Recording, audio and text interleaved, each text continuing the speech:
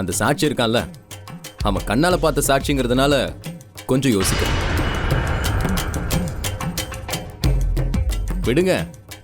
நாளைக்கு அவனுங்களை நம்ம பக்கம் பேசி கரெக்ட் பண்ணிட்டோன்னு வச்சுக்கோங்களேன், அப்புறம் எந்த சிக்கலும் இல்லை. உங்க அப்பா அம்மா மாதிரி மத்தவங்க யாரும் இருக்க மாட்டாங்கன்னு சொல்றாரு. வேலைக்கு அப்ளிகேஷன் போட்டா அது பதில் வரதுக்கு பல வருஷம் ஆகும். இப்போ அப்படிதான் இருக்கு என்னோட நிலைமை. என் கஷ்டத்தை சொன்னா அதை இப்ப கேட்க முடியாது, அப்புறம் கேட்கிறோன்னு டைம் கேட்கிறாங்க. எனக்கு அசிங்கமா இருக்குமா. அட்வொகேட் அனுராதா இருக்காங்கல்ல, அவங்க ஆஃபீஸ்க்கு பானுமதி வந்துட்டு போயிருக்காங்க. பானுமதியா? ஆமாம் சார். அந்த நாயத்தான தேடிட்டு இருக்கேன் நானு. அவ்வளோ அப்படியே ஒண்ணு. சார் டென்ஷன் ஆகாதீங்க சார்.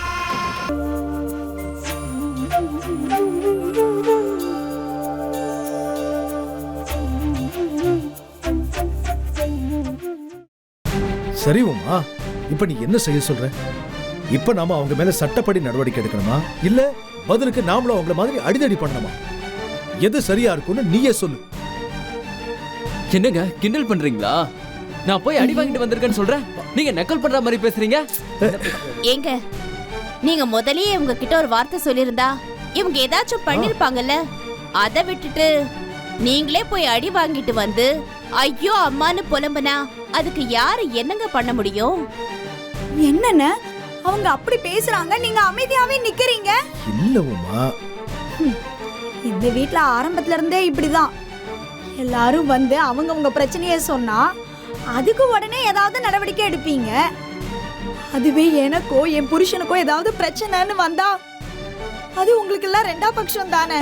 உமா, ஒரு விஷயத்தை புரிஞ்சுக்கோ. நாங்க யாரையும் ரெண்டாம் பட்சமா பாக்குறது கிடையாது. அன்னைக்கு உன் புருஷன் போலீஸ் ஸ்டேஷனுக்கு போனப்போ முதல்ல ஓடினது யாருமா? உன்னை நாங்க ரெண்டாம் பட்சமா நினைச்சிருந்தோம்னா அந்த மாதிரி நாங்க பதறி அடிச்சு ஓடி இருப்போமா? ஆனா அந்த விஷயம் வேற, இது வேற. அவங்களுக்கும் நமக்கும் ஏற்கனவே தொட்டதுக்கெல்லாம் பிரச்சனை. அவங்க ஏற்கனவே நம்மள ஜென்ம விரோதியா பாத்துட்டு இருக்காங்க. அப்போ நீங்க எதுவும் வந்து கேட்க மாட்டீங்க அதானே? இப்போதைக்கு நம்ம எதுவுமே செய்யாம இருக்கிறதாங்க நல்லது. நாம இப்ப நியாயம் கேட்கணும்னு போனோம்னா பிரச்சனை தான் இன்னும் அதிகமாகும். இப்பதான் எனக்கு புரியுது எங்க அப்பா எவ்வளவு பெருசுன்னு. இப்பதான் எனக்கு உரைக்குது. என்ன அடிக்கிறாங்க உடனே ஓடி வந்து அடிச்சிருப்பாருங்க, அதுதாங்க பாசம். உங்ககிட்ட வந்து சொன்னா இப்ப முடியாது, அப்புறம் பார்க்கலாம், என்னென்னமோ பிரச்சனை எல்லாம் பேசுறீங்க. என்ன இருந்தாலும் சொந்த ரத்தம் தாங்க.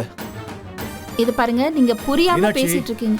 நீ கொஞ்சம் பேசாம இரு, நான் பேசிக்கிறேன். நீங்க எல்லாரும் போய் உங்க வேலையை பாருங்க. போங்க போங்கன்னு சொல்றேன். மீனாட்சி நீ போ. போமா.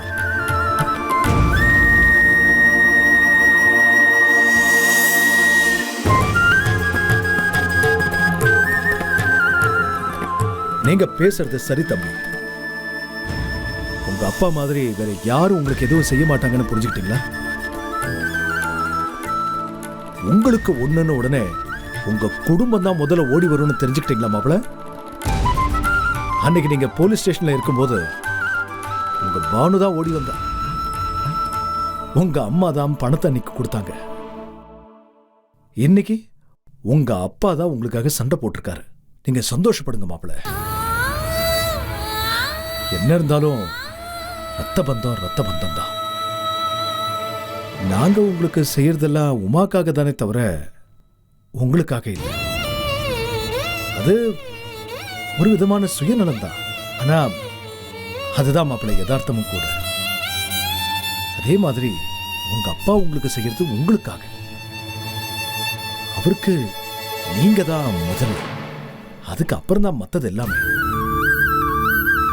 நான் மத்தவங்களுக்கு அப்படி இல்லை. அவங்களுக்கு அவங்க பிரச்சனை தான் முதல்ல கண்ணுக்கு தெரியும். உங்களுக்கு எதுவும் செய்யக்கூடாது அப்படிங்கிற எண்ணம்லாம் சத்தியமா எதுவும் இல்லை.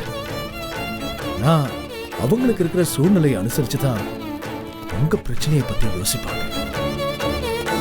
இப்ப சொல்றேன் மாப்பிள்ள, அப்பா அம்மாங்கிற உறவு மட்டும்தான் எதையும் எதிர்பார்க்காம உங்களுக்காக எல்லாத்தையும் செய்வாங்க.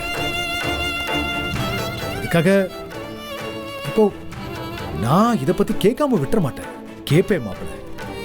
ஆனா அது நீங்க நினைக்கிற மாதிரி பழிக்கு பழி, ரத்தத்துக்கு ரத்தம் இந்த அர்த்தத்துல இருக்காது. இப்ப நீங்க சொன்னதுல ஒண்ணு மட்டும் புரியுது. 1000 தான் அடிச்சுக்கிட்டாலும் புடிச்சுக்கிட்டாலும் குடும்பம் குடும்பம் தான். இத நான் சொல்லும் போது உங்களுக்கு சங்கடமா இருந்துச்சு. உங்க அப்பா வந்து சொன்னப்போ அவரை அவமானப்படுத்தி அனுப்புனீங்க. ஆனா இப்போ நீங்களே அதை புரிஞ்சிட்டு இருக்கீங்க. ரொம்ப சந்தோஷமா இருக்கு, ரொம்ப சந்தோஷம்.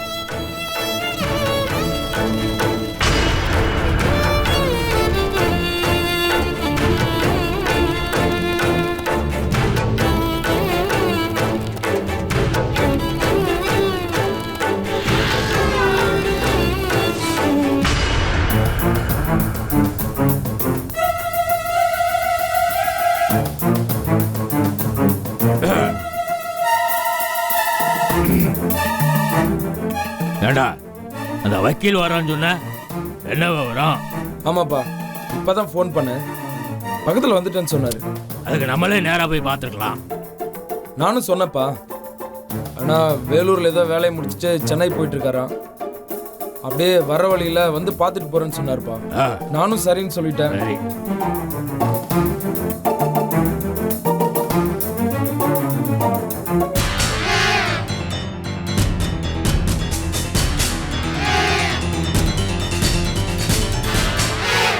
அப்பா லாயர் வந்துட்டாரு. வாங்க சார். Hello sir. உட்காருங்க. உட்காருங்க சார், உட்காருங்க. அப்புறம் கேஸு 2 நாளில் கோர்ட்டுக்கு வருது. ஒன்றும் பிரச்சனை இருக்காதுல்ல? பையனை வெளியே எடுத்துடலாம்ல? கண்டிப்பா கிடைச்சிடும் சார், நீங்க நம்பிக்கையா இருங்க. ரொம்ப நம்பிக்கையா உங்க மேல. ஆமா, நீங்க லேஸ்பட்ட ஆளா, பெரிய ஆளு, பல அனுபவம் உள்ள ஆளு. அதனாலதான் இந்த கேஸை உங்ககிட்ட ஒப்படைச்சிருக்கோம். வழக்கமா எங்களுக்கு ஒரு வக்கீல் உண்டு, அவர் சரியா வரல. சும்மா காசை வாங்கி பைக்கில் போட்டுக்கிறாரு, காரியத்தில் கோட்டை விட்டுறாரு. அதான் அவரை விட்டுட்டோம், உங்ககிட்ட ஒப்படைச்சிட்டோம். கட்டாயமா நம்ம சைட் பாசிட்டிவா பண்ணலாம் சார்.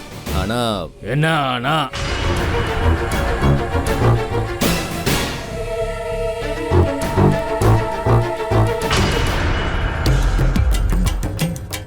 சார், ஏதாவது சிக்கல் இருக்கா சார்? இல்ல இல்ல, சிக்கல்லாம் இல்ல. ஒரு சின்ன விஷயம், அந்த சாட்சி இருக்கான்ல, அவன் கண்ணால பார்த்த சாட்சிங்கிறதுனால கொஞ்சம் யோசிக்கிறேன். விடுங்க, நாளைக்கு அவனுங்களை நம்ம பக்கம் பேசி கரெக்ட் பண்ணிட்டோன்னு வச்சுக்கோங்களேன், அப்புறம் எந்த சிக்கலும் இல்லை. ஏன் தம்பி, நீங்க உங்க குடும்பத்தை பார்த்து பேசுனீங்களா? பேசுனேன் சார், காசு கொடுக்குறேன்னு சொல்லியிருக்காங்க. கொடுத்து தொலைய வேண்டிய யாருடா? இல்லை சார், காசை வாங்கிட்டு நமக்கு எதிராக ஏதாவது சொல்லிட்டாங்கன்னா? முட்டா பயல, நீ வாட்டி கொடுத்து தொலைய வேண்டிய யாருடா? இப்போதைக்கு ஏதோ நம்ம மேல நம்பிக்கை வர்ற மாதிரி ஏதோ கிள்ளி கொடுக்க வேண்டியதுதான். அப்புறம் பறந்தாம வெளியே வந்த உடனே மிச்சத்தை அள்ளித்தாரேன்னு சொல்ல வேண்டியதானே? கொடா விளக்கண்ண, என்னை பத்தி உனக்கு என்ன தெரியும்? அப்படியெல்லாம் காசை லேசா விட்டுற மாட்டேன். நான் எப்படியெல்லாம் சம்பாதிச்சேன், எப்படி காவலித்தனம் பண்ணி சம்பாதிச்சேன்னு எனக்கு தெரியாதா? கொடுக்க வேண்டியவங்களுக்கு கொடுத்து எப்படி பிடுங்கணுமோ பிடுங்கிடுவேன் நான். அதனால நான் உசாரத்தான் இருப்பேன், பார்த்துக்கோ. சரிப்பா. என்ன சரி, மண்டே ஆட்டு பேசாம நிக்காத, போ கொடுத்தோல போ. சார், டென்ஷன் ஆகாதீங்க சார். இப்ப காசு கொடுத்து புது குழப்பத்தை கிரியேட் பண்ண வேண்டாம். அதான் இன்னும் 2 நாள்ல கேஸ் கோர்ட்டுக்கு வருதுல்ல, தம்பி சொல்ற மாதிரி அங்க வச்சு என்ன சொல்றாங்கன்னு பார்த்துட்டு செய்வோம். முடிஞ்ச வரைக்கும் முயற்சி பண்ணி ஜாமீன் வாங்கிடுவோம். இதுக்கு மேல என்ன சார் பிரச்சனை இருக்கு? ஏதோ கேஸ் வந்திருக்கு, ஒருத்த மேல ஜாமீன் கேட்டா கொடுத்துட வேண்டியதானே?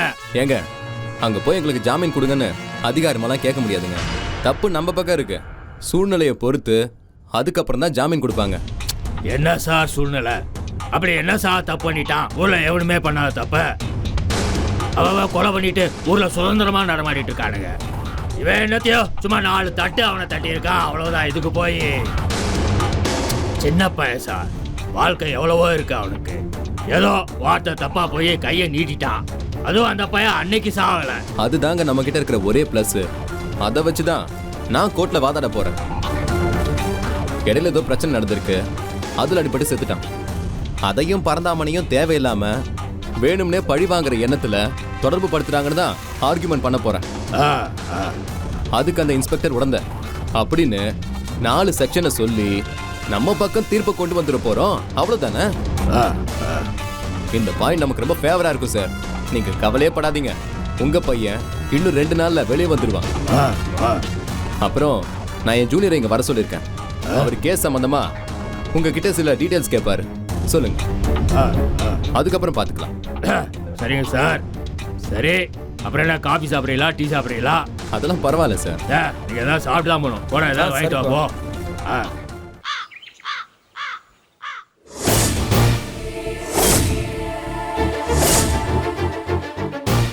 என்னங்க சொல்றீங்க நீங்க?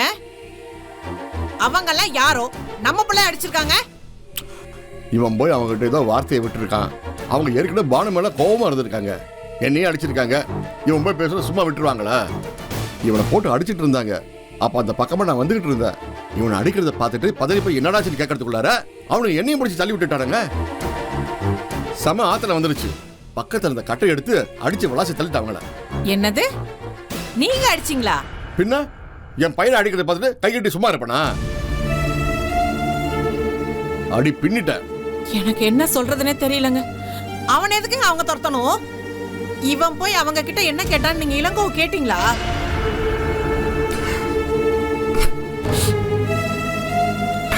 என்னங்க ஆச்சு? என்ன அடிச்சது இளங்கோக்கு தெரிஞ்சிருக்கு. அதை கேள்விப்பட்டு எதுக்கடா எங்க அப்பா அடிச்சுங்கன்னு நியாயம் கேட்க போயிருக்கான். அந்த கோபத்துல வீரசன் ஆளுங்க அவனை அடிச்சுட்டாங்க. பாத்தீங்களா பாத்தீங்களாங்க நம்ம பிள்ளைய? இப்ப தெரிஞ்சுக்கிட்டீங்களா? தான் ஆடல்னாலும் தான் சதை ஆடும்னு சொல்லுவாங்கல்ல, அதெல்லாம் சும்மா இல்லைங்க. உங்களுக்கு ஒண்ணு அவன் நேர போய் கேட்டிருக்கான்ல, அந்த பிள்ளைய புரிஞ்சுக்காம அவனை இத்தனை நாள் நீங்க எவ்வளவு திட்டி இருப்பீங்க. என்னடி பேசுற? அவனை போட்டு அடிக்கிறான்னு என் கண்ணு முன்னாடி தெரிஞ்ச உடனே நான் போய் அவனை அடிக்கலையா? எதுக்கிட்ட அடிக்கிறீங்கன்னு நான் தெரிஞ்சுக்கிட்டா போய் அவங்களை அடிச்சேன். அவனை அடிக்கிறாங்கிற ஒரே காரணத்துக்காக தான் அவங்கள போய் நான் அடிச்சேன். புரிஞ்சுக்கோ. அடிச்சதுக்கு அப்புறம் தான் இவன் எனக்காக அவங்கள போய் கேட்ட விஷயம் எனக்கு தெரிய வந்தது. நானும் என் புள்ள மேல இருக்கிற அக்கறைகளை தான் இதெல்லாம் போய் பண்ணியிருக்கேன். இதுதாங்க பந்த பாசங்கிறது. அப்பாவா இருந்தாலும் சரி, பிள்ளையா இருந்தாலும் சரி, இப்படித்தான் ஒருத்தர் விட்டு கொடுக்காம இருக்கணும். ஏங்க, நம்ம இளங்கோ நல்ல பையன் தாங்க. நம்ம மேல எவ்வளவு பாசமா இருந்தா அம்மா அம்மா என் பின்னாடியே சுத்துவான். அந்த பாவி உமாதான் அவனை அப்படியே மாத்திட்டான். என் பையன் பாவங்க. அவன் ஃபாரினுக்கு போகும்போது கூட எப்படி அழுது நொந்துகிட்டு போனான். நம்ம மேல அவன் உயிரே வச்சிருந்தாங்க. ஆமா லட்சுமி, நீ சொல்றது சரிதான். கட்டின பொண்டாட்டிங்க அப்பா அம்மா கிட்ட பாசமா இருக்குன்னு சொல்லி கொடுக்கணும். ஆனா இப்ப வருதுகெல்லாம் எப்ப வெட்டி விடுறதுன்னே பாக்குதுங்க. எப்ப நம்ம மட்டும் நிம்மதியா இருக்குன்னு நினைக்குதுங்க. அப்பா அம்மாவே அடுத்த ஆளுக மாதிரி நினைக்குதுங்க. அதுலயும் இந்த உமா இருக்கால, அப்பா அம்மா கிட்ட கௌரவத்தை எதிர்பார்க்கறா. ஆனா நம்ம பிள்ளைய வீட்டோட மாப்பிள்ளையா வந்துடணும்னு சொல்லி எல்லாம் மயக்க கூட்டிட்டு போனா. நம்ம புள்ள பாவம் வெகுளி, விவரம் தெரியாதது. வெளுத்ததெல்லாம் பாலுன்னு சொல்லி அவ பின்னாடியே போயிருச்சு. சரி, போதும் போதும், சும்மா அதை பத்தியே பேச வேண்டாம். ஏங்க, அவனை இப்படியே இங்க கூட்டிட்டு வந்திருக்கலாம்ல. ஏய், நீ என்ன பேசுற? ஆரம்பத்திலிருந்து நான் போய் அவனை கூப்பிட்டு வரமாட்டேன்னு அடம் பிடிச்சி அங்கே போய் உட்காந்துட்டு இருக்கான். நான் திருப்பி எப்படி இங்கே வாடான்னு அவனை போய் கூப்பிடுறது? போய் வேலையை பாரு. ஏங்க, அந்த வீரமணியெல்லாம் சும்மா விடக்கூடாதுங்க. அவன் கைய கால்லாம் உடைச்சு அடுப்புல வைக்கணும். முதல்ல உங்களை அடிச்சான், இப்ப நம்ம பிள்ளைய அடிச்சிருக்கான். அந்த ஆளு ரொம்ப ஓவரா ஆடிட்டு இருக்காங்க. அவனுக்கு ஏதாவது ஒரு வழி பண்ணுங்க. லக்ஷ்மி, அவன் விஷயத்துல எந்த காரியமும் எடுத்தோம் கவுத்தலும் செய்ய முடியாது. எதுவா இருந்தாலும் பானு வரட்டும், அவகிட்ட கேட்டுட்டு என்ன பண்ணலாங்கிறத முடிவெடுப்போம். சரியா? சரி, நான் குளிச்சுட்டு வரேன். சாப்பாடு எடுத்து வை.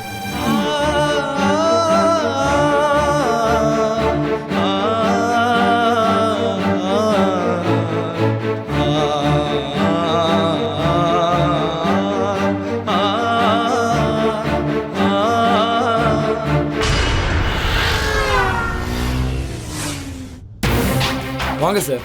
அப்பா வந்துட்டாருப்பா. வாங்க சார். வணக்கம் சார். உட்காருங்க. வாப்பா ரவி. சொல்லுங்க சார். நான் வேலூர்ல ஒரு வேலையை முடிச்சுட்டு வந்தேன். சரிங்க சார் ஃபோன் வந்துச்சு, அதான் இப்படியே வந்துட்டேன். சார். இன்னும் 2 நாள்ல கோர்ட்டு கேஸ் வருதுல்ல? ஆமாம் சார். அதுக்கு ஃபைல்லாம் ரெடியா இருக்கா? எல்லாம் ரெடியாக இருக்குது சார். நம்ம சைடு பாசிட்டிவாக தான் சார் இருக்குது.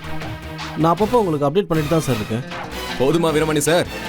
டென்ஷனே வேண்டாம். எனக்கு என்ன சார் டென்ஷன், நீங்க எல்லாம் இருக்கிறப்பா. கவலை விடுங்க சார். சார் ஒரு விஷயம். என்ன?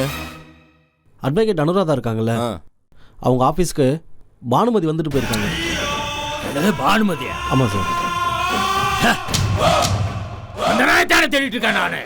அவ்வளோ அப்படியே ஒண்ணு. சார் டென்ஷன் ஆகாதீங்க சார். எப்படி சார் டென்ஷன் ஆகாம இருக்க முடியும்?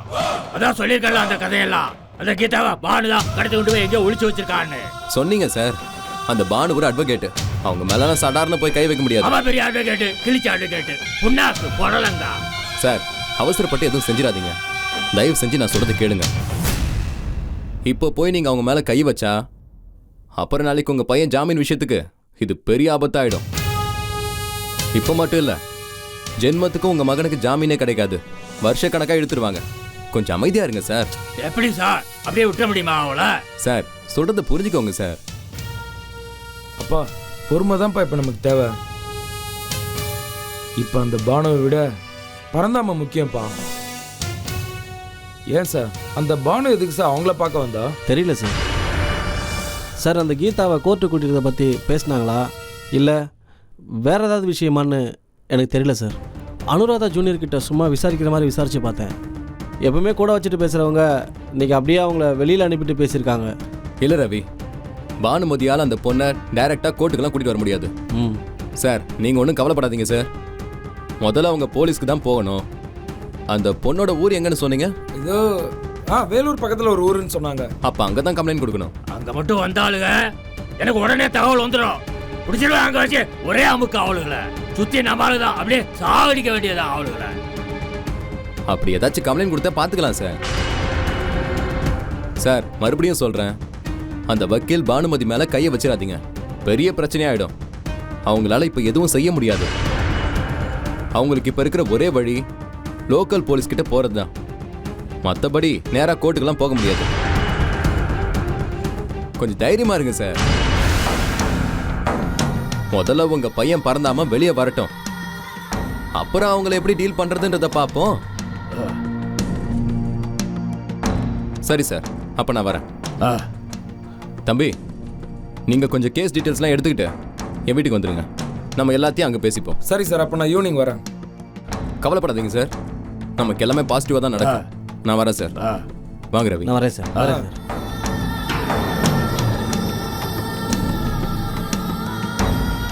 அப்பா என்னப்பா? இல்ல பானு தேவையில்லாம சில விஷயங்கள்ல தலையிட்டு இருக்கா. அவ கையில கிடைச்சா அப்படியே மொத்தமா தூக்கி என்ன விட்டக்கூடாது. அவளை ஒண்ணு படம் இருக்கட்டும், யாரும் தெரியாம விளையாடிட்டு இருக்கா.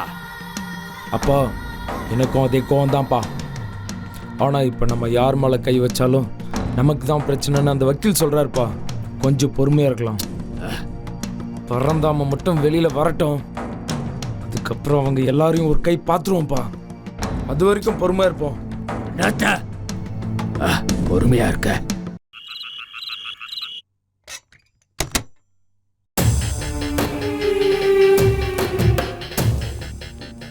இந்தாங்க பால். வேணாம். என்ன என் முகத்தையே பார்க்குற? அதான் வேணான்னு சொல்லிட்டேன்ல.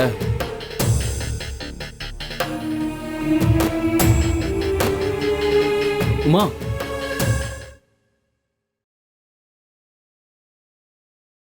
நான் எங்க வீட்டுக்கு போலான்னு முடிவு பண்ணிட்டேன். நாளைக்கே போலான்னு இருக்கேன். என்னங்க சொல்றீங்க? ஆமா உமா, இதுக்கு மேல என்னால இங்க இருக்க முடியாது. எந்த அர்த்தமும் இல்லை இங்க இருக்கிறது. உங்க அண்ணன் என்ன தனியா கூப்பிட்டு பேசும்போது கிளியரா சொல்லிட்டாரு, உங்க அப்பா மாதிரி யாரும் செய்ய மாட்டாங்க, என்ன இருந்தாலும் குடும்பங்கிறது குடும்பம் தானே தெளிவா சொல்லிட்டாரு. அதான் கரெக்டும் கூட. ஏங்க இது உங்களுக்கு அன்னைக்கே புரியலையா? உங்க அப்பா அன்னைக்கு இங்க வந்திருக்கும் போது எதுக்குங்க அவ்வளோ மோசமா பேசுனீங்க? டேய் நீ தானே அன்னைக்கு பேசின. ஆமா, நானும் தான் பேசினேன்.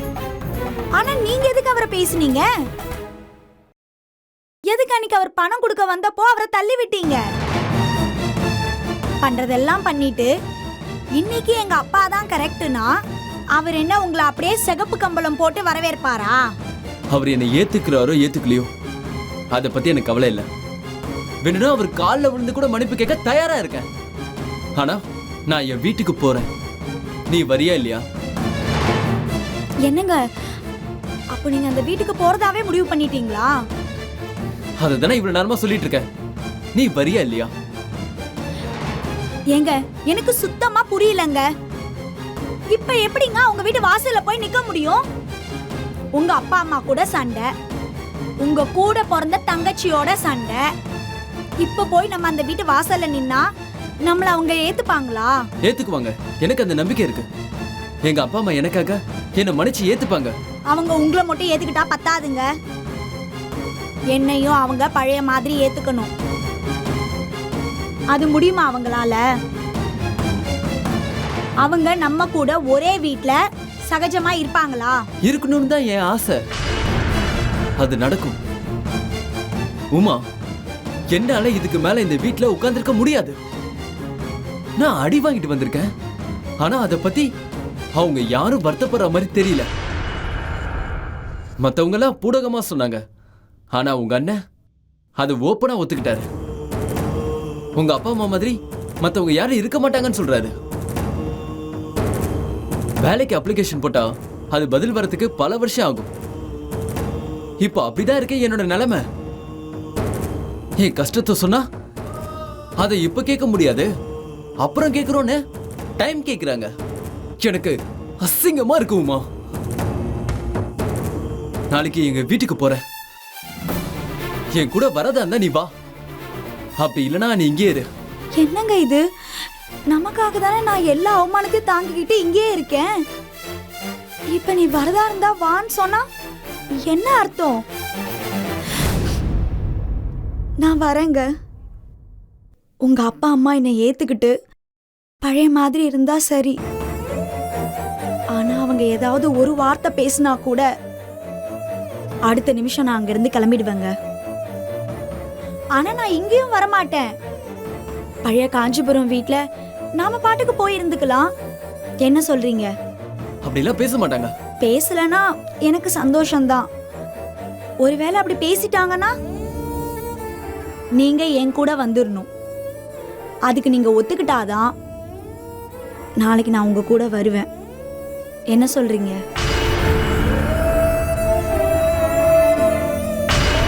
சரி உமா,